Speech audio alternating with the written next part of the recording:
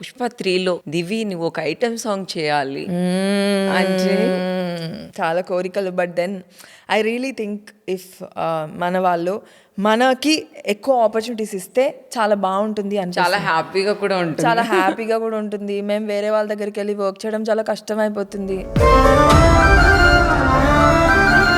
అంటే ఏంటి తెలుసా వర్ష, ఇప్పుడు మొత్తం బయట ఎక్కడైనా సరే వాళ్ళకి ఎక్కువ ఇంపార్టెన్స్ ఇచ్చుకుంటారు. తమిళ్ కానీ కన్నడ కానీ. అవునా?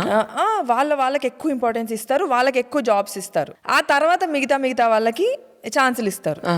మన దగ్గర ఏంటంటే ఎక్కువ బయట వాళ్ళకి ఛాన్స్ ఇచ్చి మన కొంచెం తక్కువ ఇస్తారు. ఇప్పుడు వస్తున్నాయి కానీ చిన్నవే వస్తున్నాయి. పెద్ద వాటికి అసలు కన్సిడర్ నో డౌట్, అసలు ఛాన్సే లేదు. పెద్ద నేను ఈ రోల్ చేయాలి, ఇట్లా చేయాలి అనేది ఐఎమ్ డూయింగ్. నేను అన్ని చేస్తున్నా. నేను ఇప్పుడు 5 ఫిల్మ్స్ అన్ని లీడ్స్ గానే చేస్తున్నా, అన్ని చిన్న బడ్జెట్ ఫిల్మ్స్. కానీ నాకు కోరిక ఉంది, I also want to make big.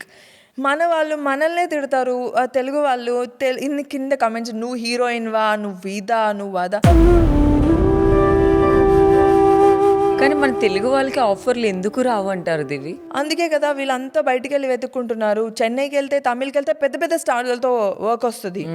వాళ్ళందరూ ఇప్పుడు ఇక్కడికి వచ్చి యావరేజ్ గా ఉన్నా కూడా పెద్ద హీరోస్ తో మూవీస్ చేస్తారు.